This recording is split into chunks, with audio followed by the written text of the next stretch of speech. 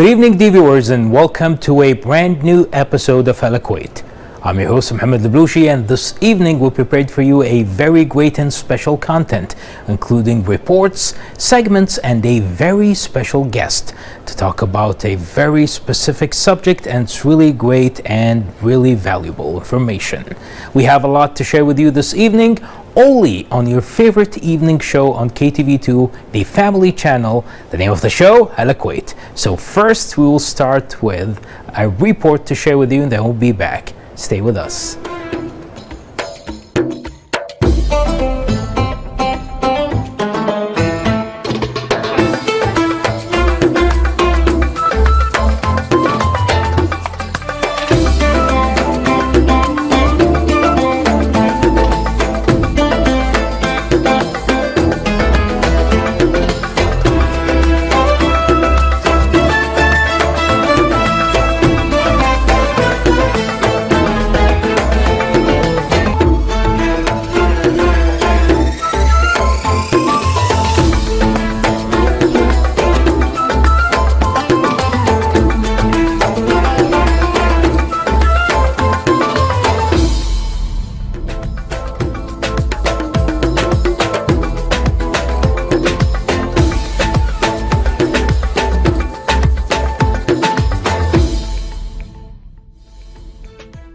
Smoking is a significant public health issue that affects millions of people worldwide. It is the act of inhaling and exhaling the smoke produced by burning tobacco, which contains numerous harmful chemicals.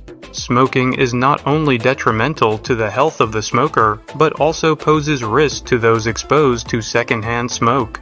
The dangers associated with smoking are well documented, making it a leading cause of preventable diseases and deaths. One of the primary health risks of smoking is its strong association with various cancers, particularly lung cancer. Smokers are much more likely to develop lung cancer compared to non-smokers, and smoking is responsible for approximately 85% of all lung cancer cases. Additionally, smoking contributes to other types of cancer, including throat, mouth, esophagus, and bladder cancer. Beyond cancer, smoking is linked to respiratory diseases such as chronic obstructive pulmonary disease, COPD, and emphysema, which severely impact lung function and overall quality of life. Moreover, smoking affects not only the smoker, but also those around them. Secondhand smoke exposure can lead to serious health issues in non-smokers, including respiratory infections, asthma, and increased risk of heart disease. This is particularly concerning for vulnerable populations such as children and pregnant women who may experience adverse health effects from exposure to secondhand smoke. As a result, many countries have implemented strict regulations on smoking in public spaces to protect the health of the general population. In conclusion, smoking poses severe health risks to both individuals and society as a whole. With its strong link to various cancers and respiratory diseases, it is crucial for public health initiatives to continue raising awareness about the dangers of smoking and promoting smoking cessation programs. By addressing this issue, we can work towards a healthier future for everyone, free from the harms of tobacco use.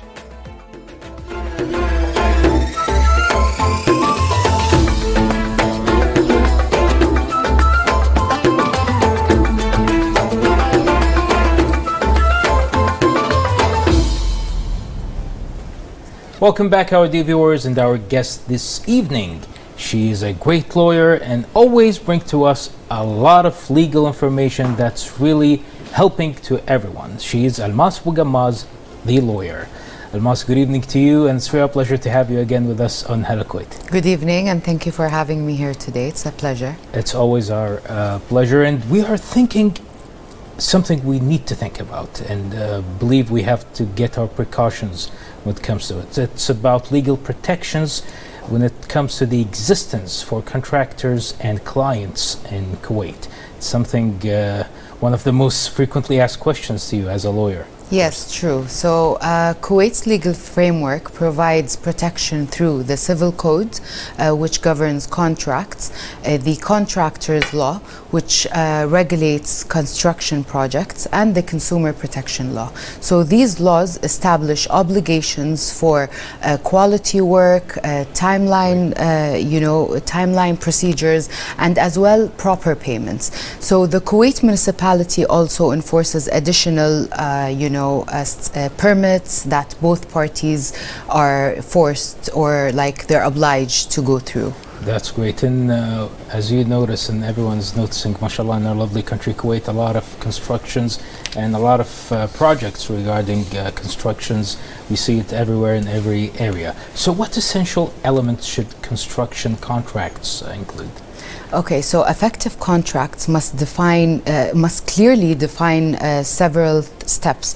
Like before we go through them, I have to make it clear, each person that's about to sign a contract with a contractor, both sides, whether they were a contracting company or an individual who's trying to, build their home, their office, or even their chalet, they should always consult a lawyer to just get their contract done properly, okay? So the main things that need to be in the contract is the project scope, the timeline, the payment schedule, the quality standard, the warranty period as well, and the termination clause. We also cannot forget the dispute resolution methods. Like if anything that happens, like us as lawyers, the first thing we think about is the dispute.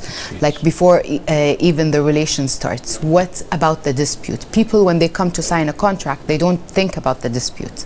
They think about going with the process. So the dispute clause is a very important clause that people should look into before signing any contract. And if you notice, they're increasing the clients who have these keywords or only some brief points about common disputes, and when they know about it, they don't have enough information about it. So when they come to your office, the first question they ask you, they want to know about the common disputes between the contractors and clients. They just got this brief information on the social media or anywhere, or any small scene of video they see on social media. So what are the most common disputes between contractors and clients? Okay, so usually it's about the payment method, but sometimes with the contracting sector, like when someone wants to build their house, there are some permits that needs to come out from Kuwait municipality. So sometimes those permits take time, therefore the timeline process exceeds the exact timeline that was agreed upon at the beginning. So this is one of the disputes. Also, another dispute is the payment method. Like some people would, just start building, like the contracting company would start building the house, for example, and then the client would not pay on time as per the contract. So this also, causes some disputes. So people don't understand also, like you said, the word dispute. There is also a penalty clause where people do not look into those terms are for lawyers. Lawyers would understand, would clearly define it for you, would make it like more clear for you to go forward with that contract. And what about defection liability? A lot of people, they're asking about it before they start making deals with contractors. So how long are contractors liable for defects? Okay, so there are structural defects and non-structural defects. The structural defects, like it's maximum 10 years, and then the non-structural defects goes from 1 to 3 years in Kuwait law. So any client that sees any type of defects within this time limit, they can pursue a legal case and file for compensation as well. Is it still happening? A lot of people, they claim or they spread some news that is unclear, like when we sit in Duwani or somewhere, they say like, did you hear about that person we know? What happened to him? Yes. He was dealing with a contractor and suddenly in the middle of the process or the start of the process, he's calling the contractor, but his phone is off. Is it still happening, like especially if they want help now, they don't know where to go, they come to you or the police station first, or what do they do if they cannot reach the contractors and the contractors left the project and abandoned the project? Okay, so there's two sides of the question. The first answer I will give to you, yes, it happens. Not like it does happen, not mostly, not so often, but things like that, misunderstanding or some, issues that can arise from both parties. The second question is where they go. They should always go back to a legal advisor or a legal professional or even their lawyer. So, as I said, you cannot sign a contract like people do. Okay, but I'm advising you, do not sign a contract without reviewing it with your own lawyer, because sometimes you'll just sign it and then you will be shocked in the middle of the process, either for the contractor or for the client. So always go get an advice from a lawyer. You can always refer to the Kuwait Lawyer Society for some, guidance. Also, the Engineers Society can also help out regarding matters of such.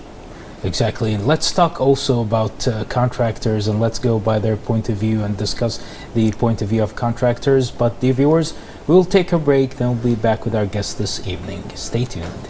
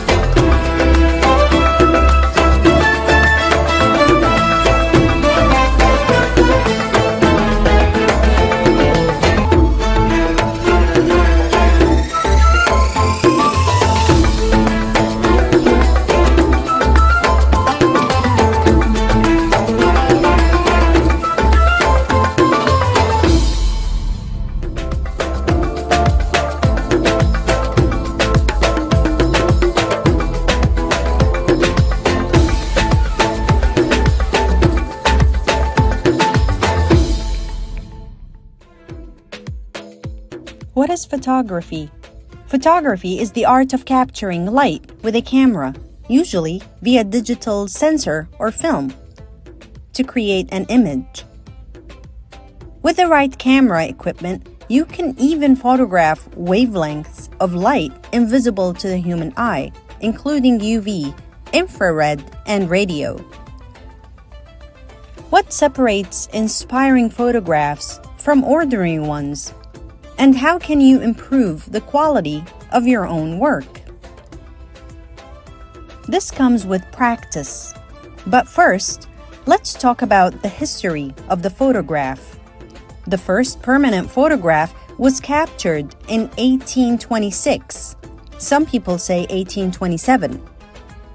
It was in France, and it shows the roof of a building lit by the sun.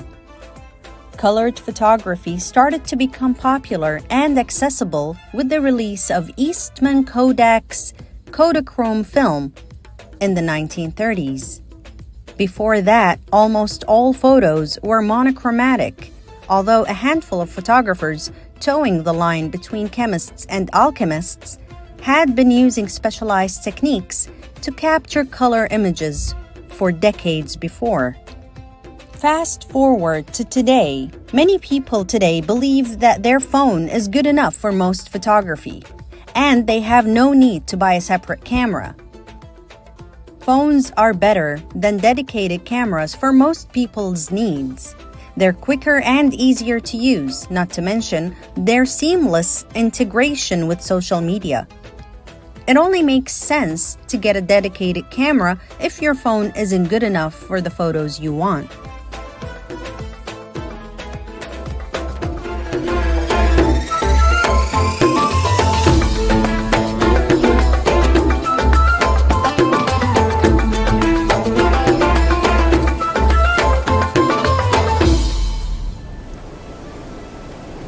Welcome back, dear viewers, and we are back this evening with our guest, the lawyer Almas Bougammas. Almaz, welcome back, and it's really a great subject you're mentioning this evening about clients and contractors when it comes to the building process, and a subject related to the legal instructions or the legal guide from your behalf for the people who are either they are contractors or clients. So let's go and take the side of the contractors in this question. How can contractors ensure they get paid properly? Sometimes, this discussion happens between the client and the contractors about the price, about the payment method and the payment process, how they pay them, when they pay them, how much they pay them. It can be confusing sometimes and can cause conflict. So how can contractors ensure they get paid properly? Okay, so in order for a contract to ensure that they're getting paid properly, they should use legal registered invoices. Always try bank transfers or, KNet or something that is traceable, like cashless, so it's easy for them to, trace their money.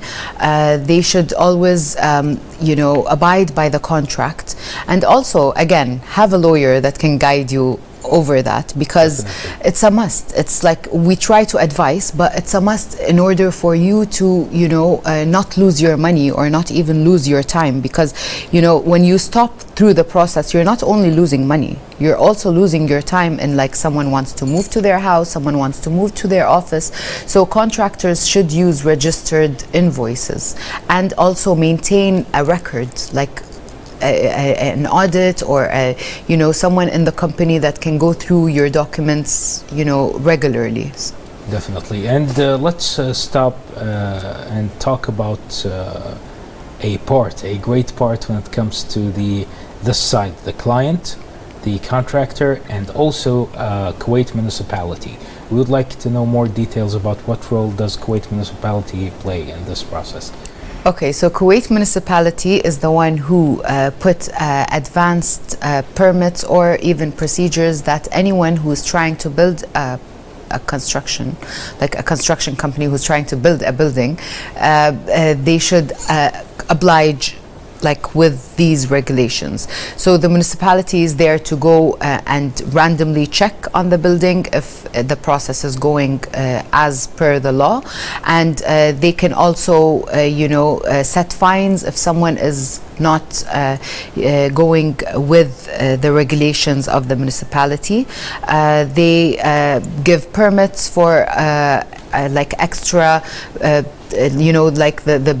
when you build a house, you have like a garage where you have to put the roofs. You need also permits, like some certain things. And also there's the planning law, which sets also the limitation of the house and the streets and the neighbors and all that. So the municipality has a booklet, or they have someone that can guide you through all the process before even starting to build. Especially when it comes to, let's go back to the clients, and especially when it comes to any conflicts might occur during the process or during the project of construction. Some clients, they come to you and they ask you, what do you prefer, arbitration or the court for disputes? Okay, so my advice is always have the arbitration clause in your contract, whether you're going to arbitration or not, because you never know what happens within the process or after building your home or your office. Arbitration is faster. It's confidential. It's easier for you to negotiate if anything happens within the process of arbitration. On the other hand, litigation goes to courts.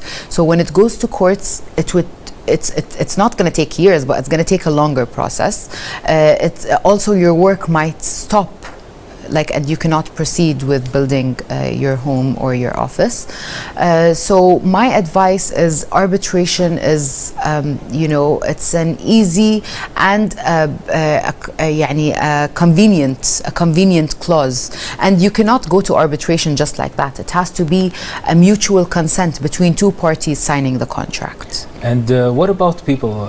Definitely we notice sometimes people, like when they start building their houses or their offices or they design it, they start to brag about the design, and they say, we got this design from another country, from another culture, and it's different and it's unique and it's like that. Or a specific or a visiting engineer, he designed or she designed the place for me, and they start to brag about it because of the experience of the foreign engineer. So when it comes to foreign contractors in general, including engineer and the workers and or any company, can foreign contractors work legally in Kuwait?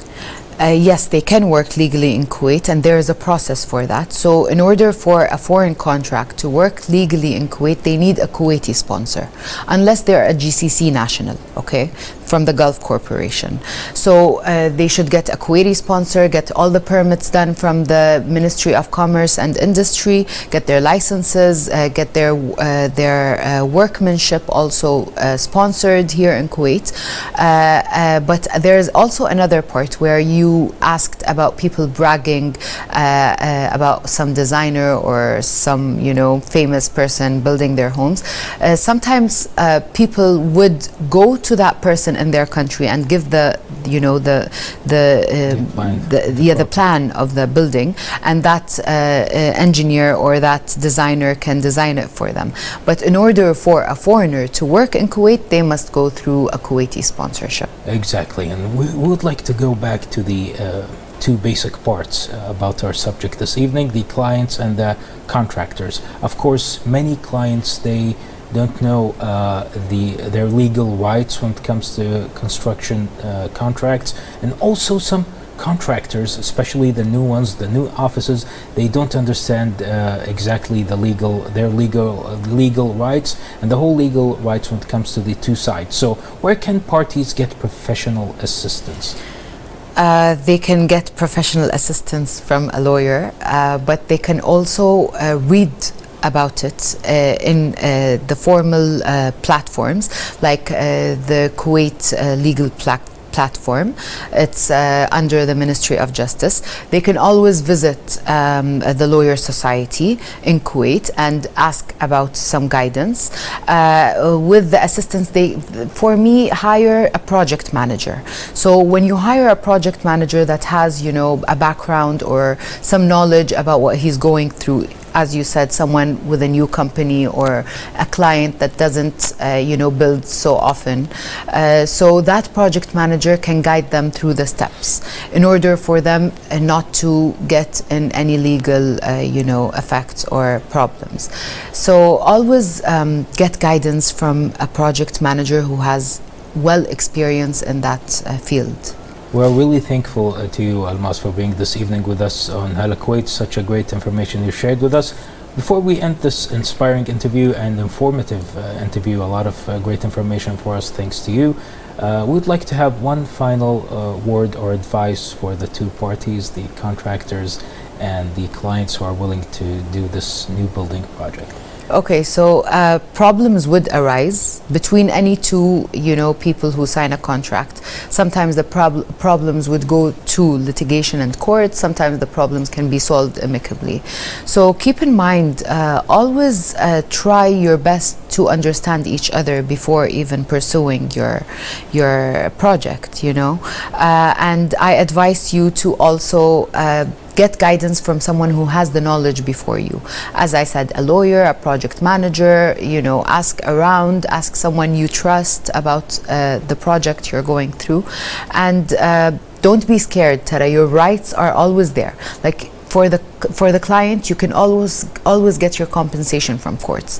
For the contractor, you also can get compensation from courts. But we don't want the matters to go to this process. We just want everyone to be happy, to, you know, build their homes, and the contractors to also, you know, pursue their professional field amicably. We're thankful to you again, Almas, and wish you the best of luck with the future endeavors, and enjoy your evening. Thank you. Thank you so for much. having me. Thank you. Such a great information and valuable information we had from our lawyer this evening, Ms. Almas Bougamas. She's a great and informative lawyer. We cannot wait for the next episode. So let's go now and share with you our third report of the evening, and we'll be right back. Stay tuned.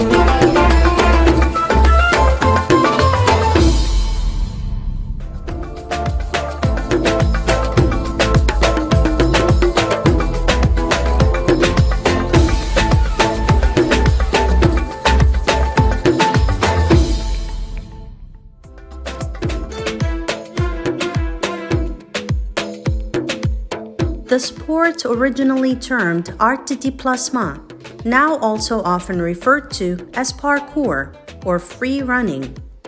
The sport was founded in France in the 1980s by a group of 9 young men. The term parkour was first introduced by David Bell in 1998. Parkour derives from the French word parcours, which means the route or the course. What is parkour? It is the primarily non-competitive physical discipline of training to move freely over and through any terrain using only the abilities of the body, principally through running, jumping, climbing, and quadrupedal movement. In practice, it focuses on developing the fundamental attributes required for such movement, which include functional strength and fitness, balance, spatial awareness, agility, coordination, precision, control, and creative vision. It is a sport that encourages self-improvement on all levels, revealing one's physical and mental limits while simultaneously offering ways to overcome them. It is a method of training one's body and mind in order to be as completely functional, effective, and liberated as possible in any environment. The sport aims to build confidence, determination, self-discipline, and self-reliance, and responsibility for one's actions. It encourages humility, respect for others, and for one's environment, self-expression, community spirit, and the importance of play, discovery, and safety at all times.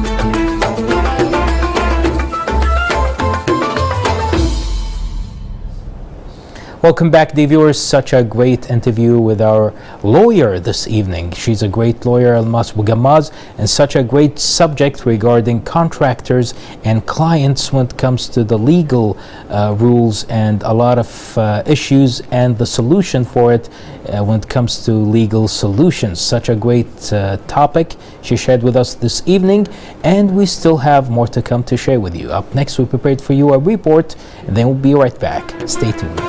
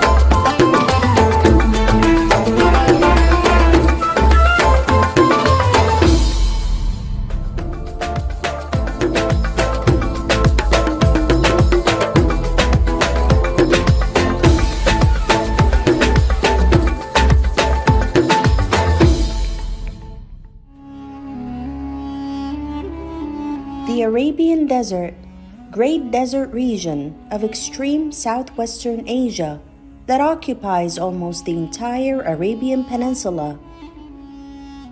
It is the largest desert area on the continent, covering an area of about 900,000 square miles, and the second largest on Earth, surpassed in size only by the Sahara in northern Africa.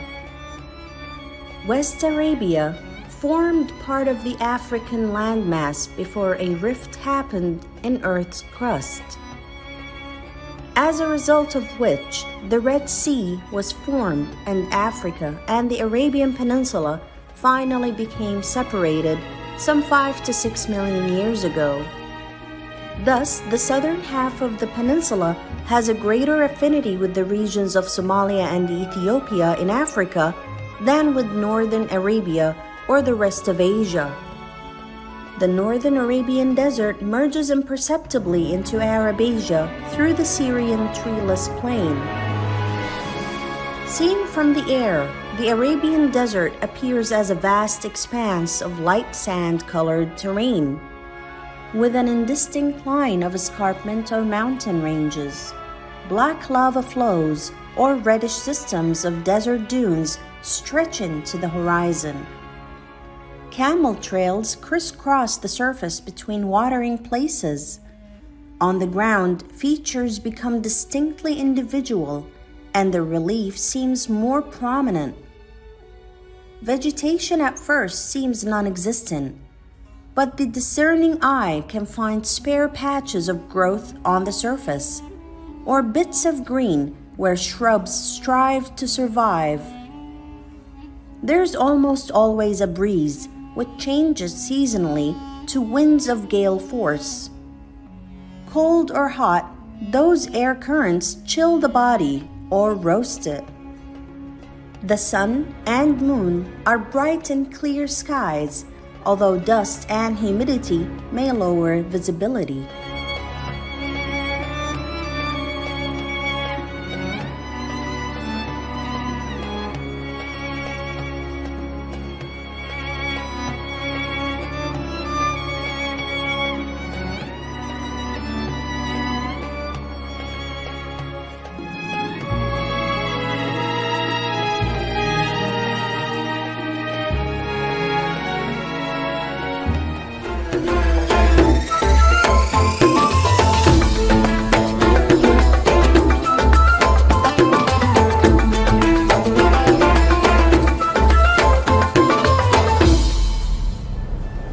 We are back, dear viewers, and we still have a lot of great, special also information to share with you this evening through our reports and our segments. Up next, we prepared for you a great content. We're going to share it with you. Then we'll be back on Hala Kuwait. Stay tuned.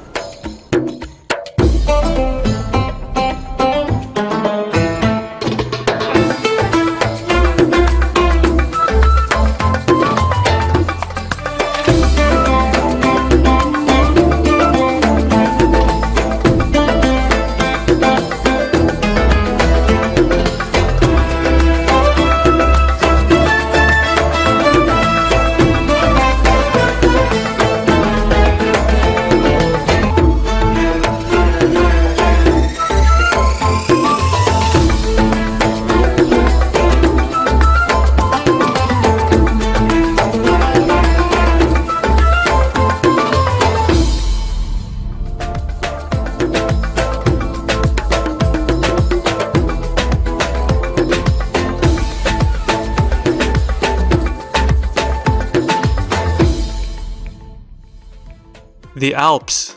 The Alps are one of the most iconic mountain ranges in the world. They stretch across 8 European countries, including France, Switzerland, Italy, Austria, and Germany. These majestic mountains have been a source of fascination and inspiration for centuries.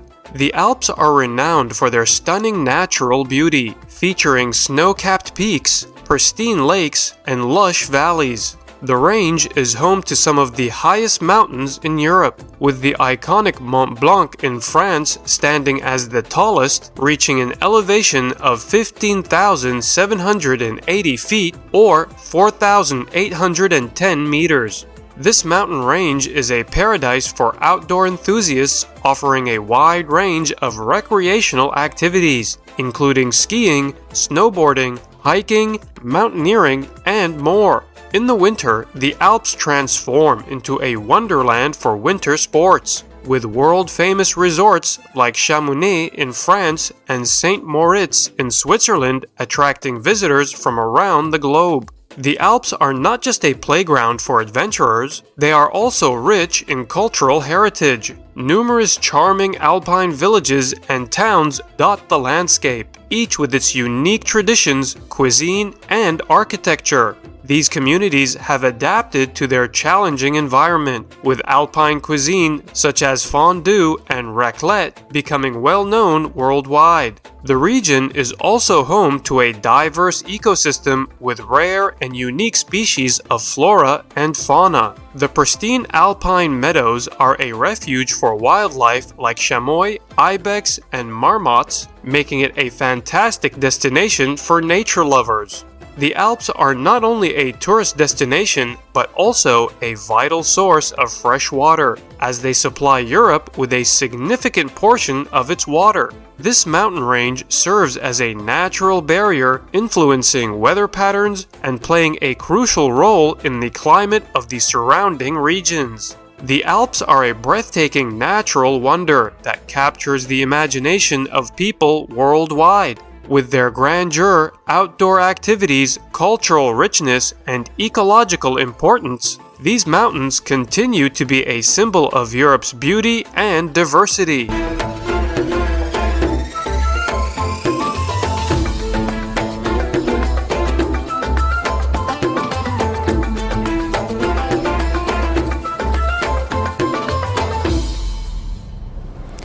Welcome back, dear viewers, and we have a lot to share with you this evening. Up next, we prepared for you a very special report, then we'll be back. Stay with us.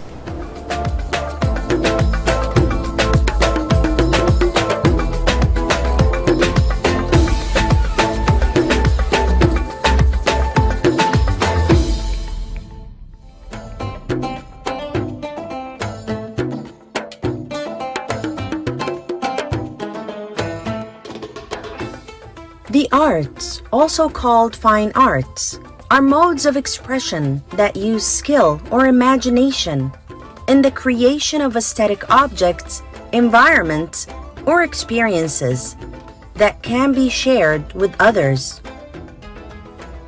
Visual art is formed in a visual object or experience, consciously created through an expression of skill or imagination.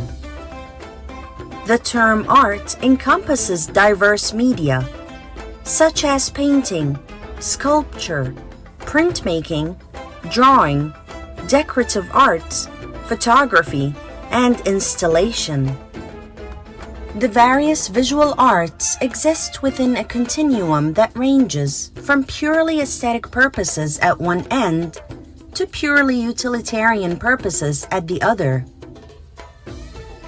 Such a polarity of purpose is reflected in the commonly used terms artist and artisan.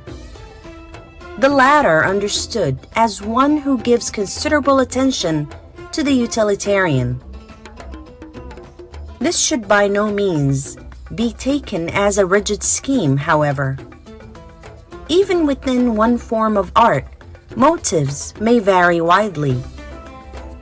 Thus, a potter or a weaver may create a highly functional work that is at the same time beautiful, such as a salad bowl, for example, or a blanket, or may create works that have no purpose beyond being admired.